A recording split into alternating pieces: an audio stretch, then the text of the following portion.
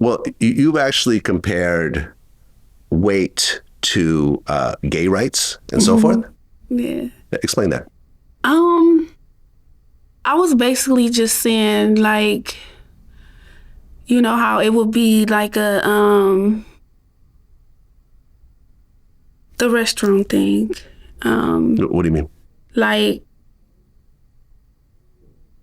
trans women could come in our bathroom type stuff, and which is not bad, you know. So you're supportive of that? Yeah, I support anybody. I have family members that's trans. I used to be gay, you know, so I have nothing against the LGBTQ community because I used to be there. So, but it wasn't to offend anybody, you know. I was just, but we all need to be treated like equally, you know. I agree. So I agree. That's that. Now, you actually want to get surgery, I guess, to get your weight down. It's a gastric sleeve or a gastric bypass. And, you know, and I have a friend, Big Boy, who's on the radio in LA. He was, you know, I think similar to your size, and basically the doctor told him that he needs to get this gastric operation if he wants to keep living, and he got that. Now he's really skinny, and now I believe he's in his 50s and so forth. You're planning to get this operation? Yeah, one day. Okay, but I guess you have to get down to 300 pounds in order to do it? Like 470. 470? Yeah. And how much do you weigh now? I weigh 517. Okay. You know Dave Bluntz? I interviewed him recently. And he went on tour, but he had to stop his tour because of health reasons. He kept ending up in the hospital and so forth. I actually checked up on him the other day just to make sure he's okay. And he hit me back and said, yeah, bro, I'm good. And you see that type of situation. Now, aesthetically, people could present themselves how they want, but health-wise, there are definitely concerns when you're heavy. You know, you told me your dad died at 39 years old. That's tragic. That's really sad. My dad lived to 84.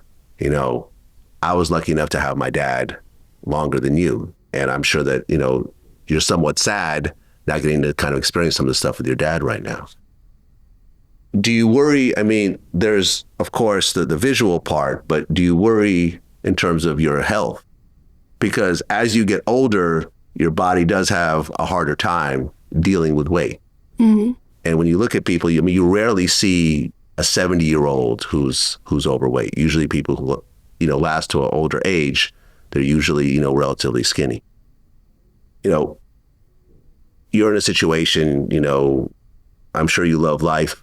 Do you worry that if you don't lose weight and if you don't get an operation, that you potentially, you know, aren't going to live as long as you would like? I do. Like I said, my dad died at 39. He had a heart attack. He was a bigger guy. So I think about that a lot. I am taking like steps to get where I want to be. As far as right now, I don't have any like health issues, but I know that, you know, it's possible. It's possible for anybody to go through things with their health, but Right, because you're 29 now? About that? Yeah. Give or take. I mean, you're young. Yeah. You're young. And when you're young, your body can snap back from a lot of things. But as you get older, I'm 51, things start to change. You don't heal as quickly. There's problems that start to persist and so forth. So now you tried Ozempic? I did. Right. Like I tried Ozempic myself. I tried it for a few months and I just didn't like it at the end of the day. What's been your experience on it? My stomach was hurting, my head was hurting, but I'm not doing Ozempic anymore. I'm doing semaglutide. Is that similar? Yeah. Okay. But like less side effects, but it works. Yeah, when I was on Ozempic, I mean, I lost some weight, but I just felt constipated all the time. Yeah. Like for like a week. Yeah. And then I'd be in the bathroom all day. And then the next week I'd have to go through that whole process again. And I think the way it works is that because you feel sort of constipated and a little bit sick, you don't really want to eat. So you're not really hungry. Food just sort of like whatever. So you end up not eating and you do lose weight, but you lose a quality of life as you're doing it. Is that pretty much what you experienced? No, not for real. It's sometimes like when I'm motivated, it's like I tell myself it's a mind thing. I'm really not hungry, but I was getting full. But yeah, that wasn't my experience. Okay. Now I was still happy. With this new thing that you're taking, what's it called? Semaglutide. Semaglutide. Yeah. What's the difference between that and Ozempic? Less side effects. So you just feel fine all the time? Yeah. But I feel okay. But you stopped taking it, or are you still taking it? I still take it. Okay. How much weight have you lost on it? I was 585. I'm 517 right now. Okay. You do the math, Yeah. That's about 70 pounds, 60 pounds, something like that. Yeah. Do you plan to stay on it, or? When I get somewhere I want to be, then I'll stop. Yeah. I mean, I know during the pandemic, I was about 20 pounds heavier. Mm-hmm. And I was seeing like everyone I knew that was dying from COVID each one of them were overweight, right? My man, DJ K-Slay died. Fred the Godson died. Other people I didn't personally know, had died. So I said, okay, I got to lose weight because if I catch COVID, I might potentially die. So I did a lot of research, and the one thing that I found that absolutely worked was counting calories. So what I realized is that no matter how yes, everyone's built a little bit differently and everyone has different metabolisms, but the one thing that holds true is that there's a certain number of calories that if you eat, for me, it's 2,000 calories, right? If I eat 2,000 calories every day, I will maintain my exact same weight. But if I go under 2,000 calories, then I started losing weight every single day. And I use an app called MyFitnessPal that actually, I punch in all the food that I'm eating, and it actually calculates the calories right then and there. It even has a barcode reader, so if I'm eating something that's like packaged, I could just scan the barcode, and it'll say exactly what the calories are. So every day I started just basically writing down everything I eat, and I lost more weight than I ever did in my entire life. Have you ever considered something like this? Are you familiar with this concept? I've used FitnessPal. Oh, so you used it? I've used that before, like my senior year. Okay. After that, but I don't use it anymore.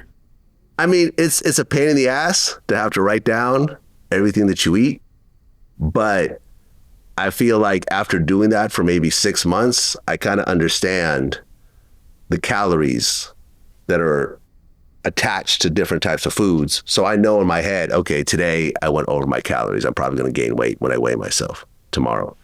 I also have a scale called a Withing scale that's tied into my phone.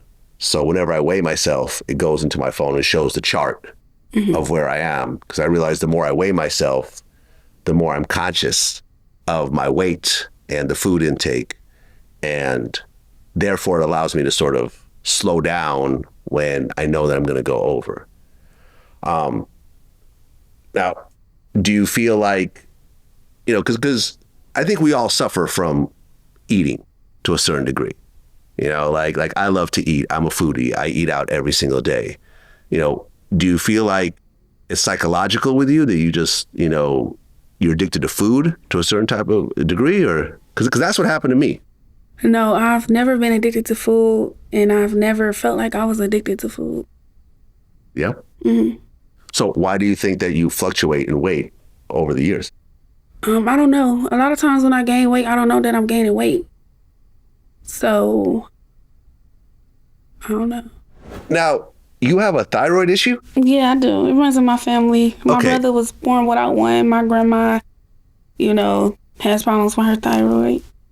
Now, I'm not familiar with this. What exactly is a thyroid issue?